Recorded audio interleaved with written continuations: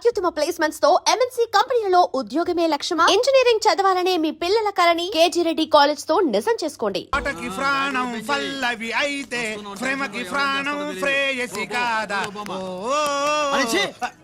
Sir పిలిచారా sir? ఏంట్రా కోటి, ఏంటి హుషారుగా పాటలు పాడుతున్నావు? కుప్పు కోసం ఏం తెచ్చావేంది? పండగ కదా, పాపం తింటాడని 10 పూర్ణాలు తెచ్చాను. జైల్లోకి ఇలాంటివి తీసుకురాకూడదమ్మా. పాలు, పళ్ళు, సెల్ ఫోన్లు, బిర్యానీ ప్యాకెట్లు తీసుకురావచ్చా? అంటే అవి కూడా తీసుకొచ్చావేంటి? ఇవి కూడా తీసుకొచ్చాను. హానెస్ట్ నాకు ఇలాంటి నచ్చం.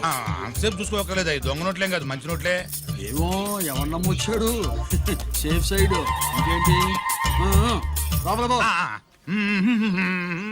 నువ్వేం తెచ్చావు ఫాఫా? చిచి, ఏరియా అంతా పాడు చేశాడు. నువ్వేం తెచ్చావు?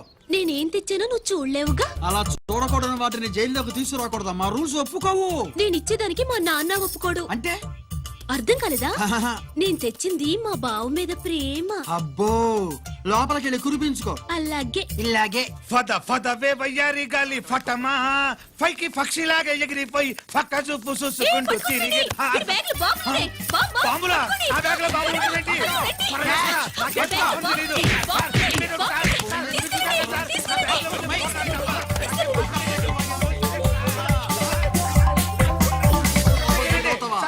ఈ బాంబులు కాదు సార్, పూర్ణాలు. పూర్ణాలు తీవే బయటికి. ఏం సార్ చెప్తా వినరు మీరు? మీరు ఎక్కడ పోలీసులు అండి బాబు? పూర్ణాలు చూసి పారిపోతున్నారు. పూర్ణాలు ఎక్కడైనా పేల్తాయి ఏంటండి? అయిపోయాడు.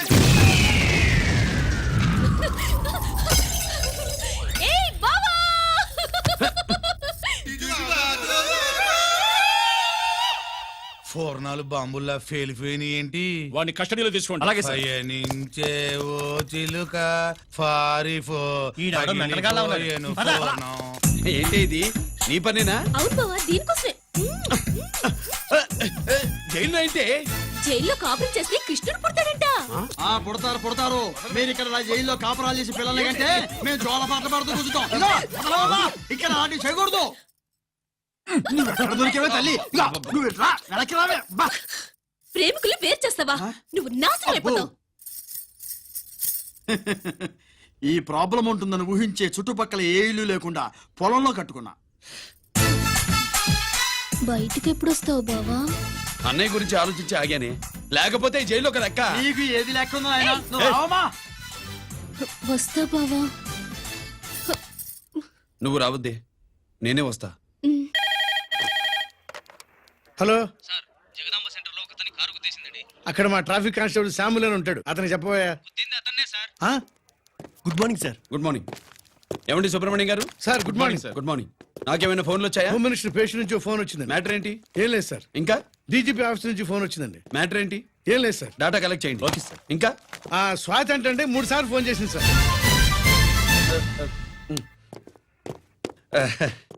అందరి ముందు చెప్తారండి. ఇప్పుడు చెప్పండి. ఈవిడ మాత్రం మ్యాటర్ చెప్పిందండి. 1/2 గంటలో రింగ్ ఇస్తానండి.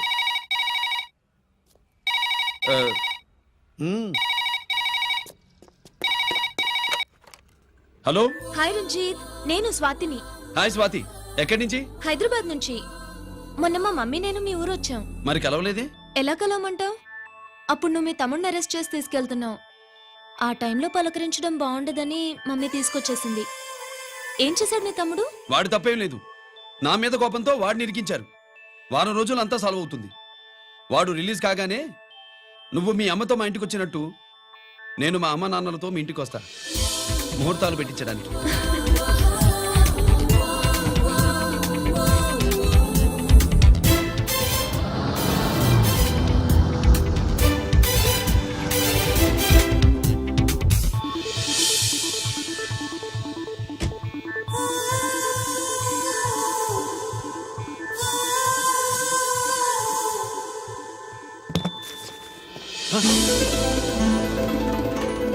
హాయ్. ఏంటి లగేజ్ తో సహా వచ్చేసావు? ఏజ్ బారవక ముందే తొందర పడదామని. అందుకని చెప్పా పెట్టకుండా ఇలా దిగిపోవడమేనా? ముహూర్తాలు చూసుకుని దిగడానికి నువ్వేమన్నా 3 ముళ్ళతో రెడీగా ఉన్నావా? అందుకే ఎదురుగా ఉంటే నీకు ఇన్స్పిరేషన్ గా ఉంటుందని వచ్చేసా. ఎవరు?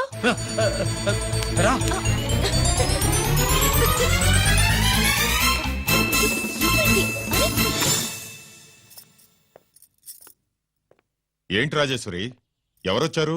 ఎవరో తెలీదండి, మాటలు వినిపిస్తున్నాయి. ఈ సూట్ కేసు ఉమ్, ఏంటి చాటుకు తీసుకొచ్చా? మీ నాన్నంటే అంత భయమా? చచ్చా భయం కాదు, గౌరవం. అవును, మన సంగతి ఎప్పుడు చెప్తున్నావు? ఎక్కడి నుంచి? అమ్మా తల్లి, నువ్వు వెళ్ళిపో, నీకు దండం పెడతా. అందమైన ఆడపిల్ల ఎదురుగా ఉంటే దండవా పెట్టేది? మరేం కావాలి?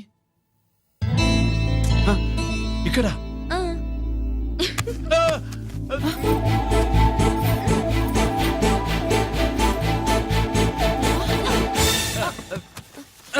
ఆ, అదేంట్రా పోలీస్ వయ్యుండి దొంగాటాడుతున్నావు? ఎవరి అమ్మాయి? నాన్న, ఈ అమ్మాయి ఈ అమ్మాయి నా పేరు స్వాతి అండి. ఆ రోజు ఫంక్షన్ లో మావాడి మెళ్ళలో మాలేసింది నువ్వే కదూ? మాల కాదండి, మెడల్. ఆ, మెడలు వేస్తే వేసావు కానీ సూట్ కేసుతో వచ్చేసావేంటి? ఇక్కడ ఇంటర్వ్యూ ఉంటే వచ్చానండి. అలాగే మిమ్మల్ని చూడాలని ఇటు వచ్చాను. చూసావుగా, పద మరి. అది కాదు అంకుల్, ఉద్యోగం వచ్చేదాకా. మా ఇంట్లో ఒకే ఒక ఉద్యోగం ఖాళీగా ఉందమ్మాయి, అది ఇంటి పెద్ద కోడలు ఉద్యోగం. చేస్తావా మరి? ఆ, లేషన్స్ కంగ్రాచులేషన్స్ బావా. అక్క సూపర్ గుంది. చాలా థ్యాంక్స్ అక్క. మా నాన్న పెద్దభావం చేసుకొని నస పెట్టి చంపేస్తున్నాడు. నువ్వు లైన్ లోకి వచ్చి నన్ను లూప్ లైన్ లో పెట్టావు. ఇంకా మా నాన్నకి బ్యాడ్ టైం మొదలైనట్టే.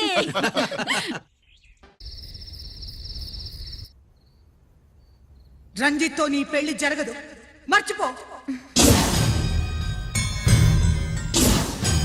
మర్చిపో మర్చిపో. ఒక హంతకుడి కుటుంబంలోకి నా కూతుర్ని పంపడం నాకిష్టం లేదు. నేను మాట్లాడేది అతని తమ్ముడు గురించి కాదు, నాన్న గురించి. 14 ఏళ్లు పాకిస్తాన్ లో యుద్ధ ఖైదీగా ఉండొచ్చిన ఆర్మీ ఆఫీసర్ మమ్మీ ఆయన. కాదు, మీ నాన్నను చంపినందుకు 14 ఏళ్లు తీహార్ జైల్లో శిక్ష అనుభవించిన ఖైదీ. మీ నాన్నను చంపింది తనేనని 10 మందిలో ఒప్పుకోవాలి. మనకి క్షమాపణ చెప్పాలి.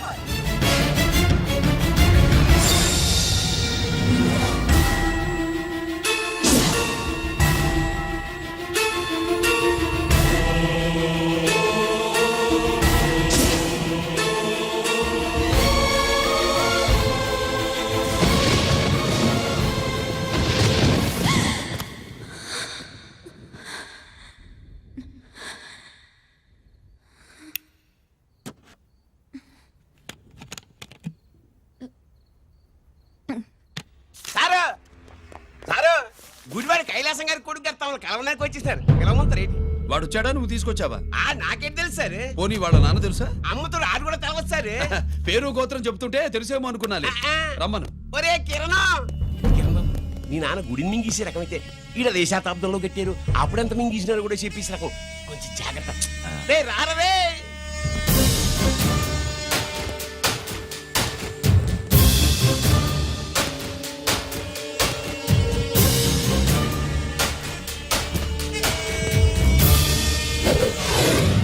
ఏమిటిది? దీన్ని సూట్ కేస్ అంటారు. దీనివల్ల మన దేశంలో కొన్ని ప్రభుత్వాలే కూలిపోయాయి. నువ్వంత గొప్ప పని చేయక్కర్లేదు. జైల్లో ఉన్న మా మామయ్య కుప్పస్వామి మీద కేసు లేకుండా తప్పిస్తే ఇందులో ఉన్న డబ్బంతా నీదే. బోనస్గా నీ తమ్ముడు నిర్దోషిగా విడుదలవడానికి మేం సహాయం చేస్తాం.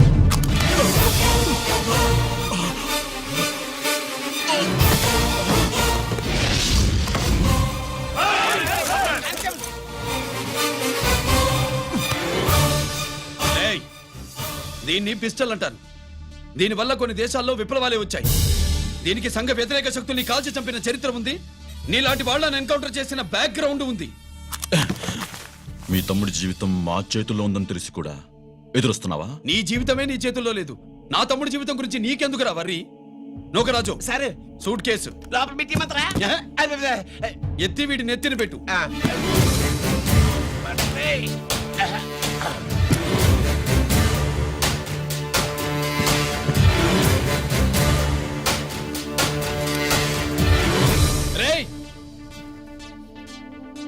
వెళ్ళి నీ బాబుకు చెప్పు ఈ రంజిత్ కుమార్ లంచం తినడు, తిన్నది కక్కిస్తాడని.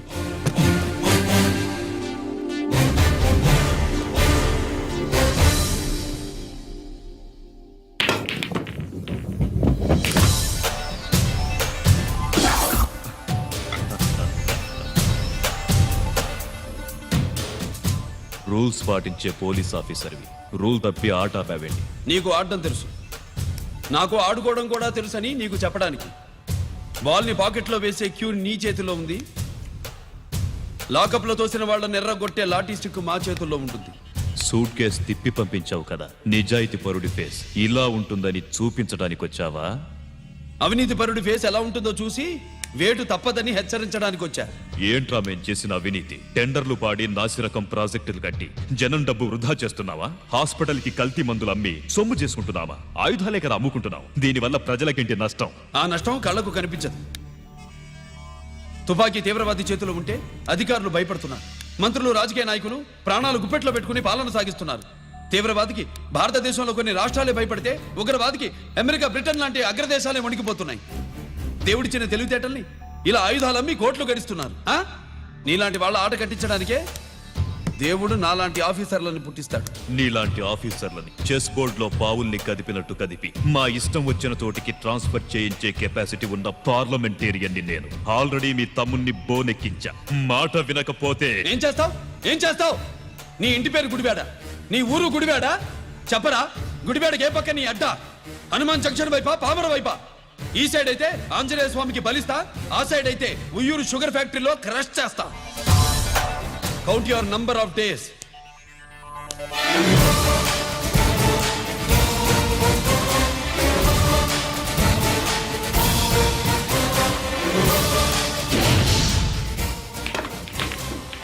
ఏమి సార్ వాడిది? అడ్డడ్డే వాడు మాట్లాడితేనే కొట్టినట్టుండది. నిజంగా కొడితే మురుగా ఎట్టుండునో. వాడు కాదు, మనమే వాడిని కొట్టాలి. చావు దెబ్బ. దవళ సులభం కదప్పా. ఇదిగో వాడు కుప్పుస్వామి చేత రహస్యాలు చెప్పిస్తాడని నాకు పెరియ నమ్మకం. కుప్పుస్వామి జైలు నుంచి కోర్టుకెళ్ళడు.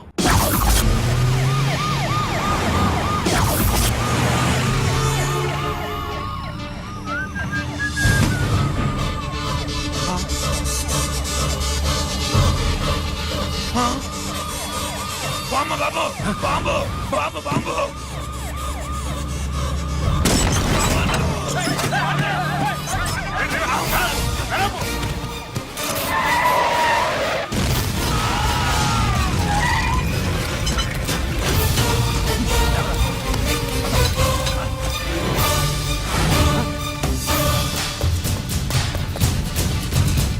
కుప్పుస్వామి, కుప్పుస్వామి! ఎక్కడికన్నా? రేయ్ గిరి, ఆగు! ఎక్కడ తీసుకెళ్తున్నావన్నా?